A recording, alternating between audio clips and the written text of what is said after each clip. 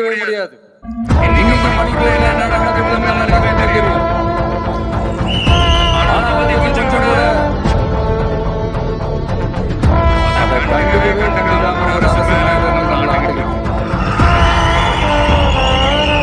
இந்த நிகழ்ச்சி அன்போடு வரவேற்கிறேன். மணிப்பூர் விஜய் அவர்கள் மணிப்பூர் செல்வதற்கு தயாராக இருந்தால் அவரோடு மணிப்பூர் செல்வதற்கு நான் தயார். மணிப்பூர் ஃபுல்லா சுத்தி காட்டுவதற்கு நான் தயார். விஜய் அண்ணன் இப்ப அரசியல்ல, பொது அரசியல்ல என்னுடைய அன்பான வேண்டுகோள், ஒரு பேசிக் காமன் சென்ஸை வளர்த்துக்க வேண்டிய நேரம்.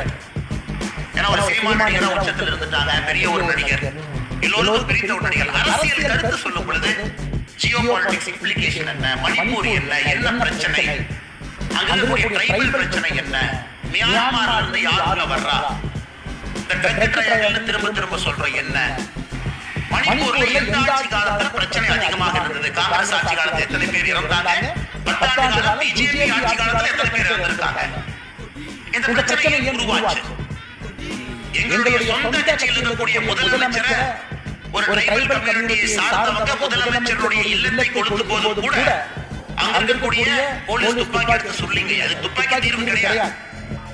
பாரதிய ஜனதா கட்சியினுடைய முதலமைச்சருடைய வீடு கொடுக்கப்படுகிறது, அமைச்சருடைய வீடு கொடுக்கப்படுகிறது, கட்சி நபருடைய வீடு கொடுக்கப்படுகிறது, சூறையாடப்படுகிறது. அதற்கு நம்ம உடனே armed forces special powers act Manipur ஃபுல்லா மறுபடியும் ரீஎக்ஸ்டெண்ட் பண்ணி அதற்கு தான் அங்க இருக்கக்கூடிய பெண்கள் அம்மனமாக நடந்தாங்களா மணிப்பூர்ல ஒரு காலத்துல காங்கிரஸ் ஆட்சியின் பொழுது. உடைகள் இல்லாம armed forces special powers act எங்க ஊருக்கே வரக்கூடாது, நம்முடைய தாய்மார் சகோதரிகள் உடைகள் இல்லாம நடந்து போனாங்க. அதே மணிப்பூர் திரும்ப கொண்டு வரணுமா, armed forces special powers act கொண்டு வந்து அப்படியே ஒரே நாள் ஷூட்டிங்காக கொண்டு வந்து சுட்டு தூக்கி போடுவாங்க. அதிலிருந்து தான் பாரதிய ஜனதா கட்சி மணிப்பூரை வெளியே கொண்டு வந்திருக்கிறது. ஆனால் விஜய் அவர்களுக்கு இதை சொல்ல வேண்டும் என்பது என்னுடைய அன்பான ஆசை. காரணம் புதுசா அரசியலுக்கு வந்திருக்காங்க, சில விஷயங்களை அவர்கள் தெரிந்து கொள்ள வேண்டும் என்பதற்காக. இன்னைக்கு மணிப்பூரை பொறுத்தவரை மணிப்பூர் பாருங்க சொல்றாங்க. மணிப்பூரை பொறுத்தவரை இன்னைக்கு வடகிழக்கு அந்த பகுதி மட்டும் நல்லா கேட்டுக்கணும். நாங்கள் ஆட்சிக்கு வந்த பிறகு பாரதிய ஜனதா கட்சி பாரத பிரதமர் நரேந்திர மோடி வந்த பிறகு 2015 திருப்பூரால armed forces special powers act உடைய டிஸ்டர்ப் ஏரியா நோட்டிஃபிகேஷனை நாம வாபஸ் எடுக்கிறோம். திருப்பூரால மட்டும் நிம்மதியா இருக்கலாம். 2018 மெகாலயால armed forces special powers act உடைய டிஸ்டர்ப் ஏரியா நோட்டிஃபிகேஷனை வாபஸ் எடுத்துட்டோம். அந்த மக்கள் நிம்மதியா இருக்கலாம். அசாம்ல 2014 இருந்து மோடி அவர்கள் வந்த பிறகு 23 மாவட்டத்துல armed forces special powers act வாபஸ் எடுத்து இன்னைக்கு ஒரே ஒரு மாவட்டம் அசாம்ல மட்டும்தான் ஏஎஸ்பி இருக்கு. அதை தாண்டி மணிப்பூர்ல 2004 இருந்து டிஸ்டர்ப் ஏரியா டிக்ளரேஷன் யாருக்கு வேணாலும் யாரை வேணாலும் செக் பண்ணலாம், எந்த கணவனை வேணாலும் எப்ப வேணாலும் தூக்கிட்டு போகலாம், காவல்துறையில போய் கேஸ் ரெஜிஸ்டர் பண்ண முடியாது. 2004 இருந்து இருந்தத 1/4/2022 மணிப்பூர்ல அதை வெறும் 15 போலீஸ் ஸ்டேஷன் லிமிட்டுக்குள்ள சுருக்கி அதையும் மத்திய அரசு வாபஸ் வாங்கியிருக்காங்க. நன்றாக புரிந்து கொள்ள வேண்டும். இதற்காக தான் வடகிழக்குல தாய்மார்கள் நிர்வாணம் அந்த கொரோனா காட்சியை நம்ம பார்க்க வேண்டிய சூழ்நிலை. நிர்வாணமாக நடந்து போனாங்க. எங்க மாநிலத்துல armed forces special powers act கொண்டு வராது. அருணாச்சல பிரதேசத்துல இன்னைக்கு 3 மாவட்டத்துல 16 போலீஸ் ஸ்டேஷன் இருந்துச்சு, 9 தாலுகா எக்ஸ்ட்ரா இருந்துச்சு. அது இன்னைக்கு 2 போலீஸ் ஸ்டேஷன் லிமிட்டுக்குள்ள அருணாச்சல பிரதேசம் சுருங்கி இருக்கிறது. நாகாலாந்துல 1995 இருந்த டிஸ்டர்ப் ஏரியா நோட்டிஃபிகேஷனை முற்றிலும் எடுத்திருக்காங்க. அதே மாதிரி விஜய் அண்ணனுக்கு இன்னொரு அன்பான அறிவுரையும் கூட. இல்ல பாரதிய ஜனதா கட்சி இருக்கிறாங்க, இந்துத்துவ கட்சி, இந்து கட்சி, தமிழ்நாட்டுல பிஜேபி இந்து கட்சின்னு சொல்லிட்டோம்னா கிறிஸ்தவர்கள் இஸ்லாமியர்கள் ஒன்னாயிருவாங்க, வாக்கரசியல் நன்றாக இருக்கும். கோவால 25% கிறிஸ்தவர்கள், 8% இஸ்லாமியர்கள் 3வது முறை ஆட்சியில் இருக்கின்றோம். மணிப்பூர் 53% மீதி ட்ரைபு, 16% குட்டி ட்ரைபு. அதுல 2017 இருந்து ஆட்சியில் இருக்கின்றோம். மெகாலயா 24% கிறிஸ்தவர்கள், 4% இஸ்லாமியர்கள். அதுல உங்களுக்கு தெரியும் இத்தனை காலமாக 2018 இருந்து ஆட்சியில் இருந்தோம். இன்னைக்கு ஆட்சியில் இல்ல, கூட்டணி நினைக்கிற 2 சீட்ல இருக்கு.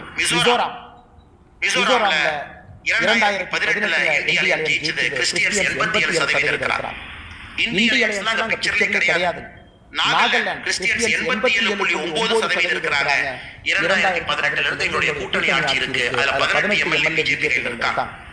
தமிழ்நாட்டில் யாராவது ஒரு கட்டுக்கதை பிறகு கிளம்பி இருந்தாலும் அவர் அன்பான வேண்டுகோள், தமிழகத்திலும் இஸ்லாமிய சகோதர சகோதரிகள் கிறிஸ்தவர்கள் பாரதிய ஜனதா கட்சியின் பக்கம் வர ஆரம்பித்திருக்கின்றார்கள், வந்து கொண்டே இருக்கின்றார்கள். இந்தியா முழுவதும் நடக்கிறது, தமிழ்நாடு மட்டும் விதிவிலக்கு இல்லை. அதனால அந்த பொய்களை ஒரு அளவுக்கு அரசியல்வாதிகள் பேச முடியும். பிஜேபி இந்துத்துவ கட்சி அப்படியே ஒதுக்கிட்டு இந்த மாதிரி அரசியல் பண்ணுவோம். ஆனா திருமாவளவன் சொல்றாங்க, இந்தியா ஃபுல்லா தலித் சமுதாயம் பட்டியலின சகோதர சகோதரிகள் பாரதிய ஜனதா கட்சியாமா, தமிழ்நாட்டுல மட்டும் அண்ணன் திருமாவளவன் இருக்கிறதுனால நம்ம கிட்ட வரலையா? அப்ப இந்தியா முழுவதும் வர்றாங்கன்னா திருமாவளவன் கர்நாடகாவில பிரச்சாரம் பண்றாங்க. கர்நாடகாவில திருமாவளவன் பார்த்துக்கே ரோட்ல பேசியிருக்கேன். திருமாவளவன் மகாராஷ்டிரா பிரச்சாரத்துக்கு போறாங்க. தமிழ்நாட்டிலே எத்தனை காலத்திற்கு ஏமாற்றி வைத்திருப்பீர்கள்? அதுவும் உடையதான் போகுது. பாரதிய ஜனதா கட்சியில பட்டியலின சகோதர சகோதரிகள் பெருமளவுல வந்து கொண்டே இருக்கின்றாங்க. பெரிய பெரிய பொறுப்புகள் இருக்கிறாங்க, மத்திய அமைச்சர்களாக இருக்கிறாங்க. ஆனால் அண்ணன் பேசலாம். இந்தியா முழுசும் வந்துட்டாங்க. திருமாவளவன் சொன்னதுக்கு ரொம்ப நன்றி. 2026 தமிழகத்திலும் சேர்ந்து முழுமையாக வந்து விட்டார்கள் சொல்லுவீங்க. அதற்காக மிச்சிருக்கக்கூடிய நன்றியை உங்களுக்காக பத்திரமா வச்சுக்கிறேன். அது 2026 மாநில தேர்தல் முடிந்த பிறகு திருமாவளவனுக்கு அந்த நன்றி மிச்சத்தை சொல்லியது. ஆனால் இன்று நடந்திருப்பது புத்தக வெளியீட்டு விழா இல்லைங்க.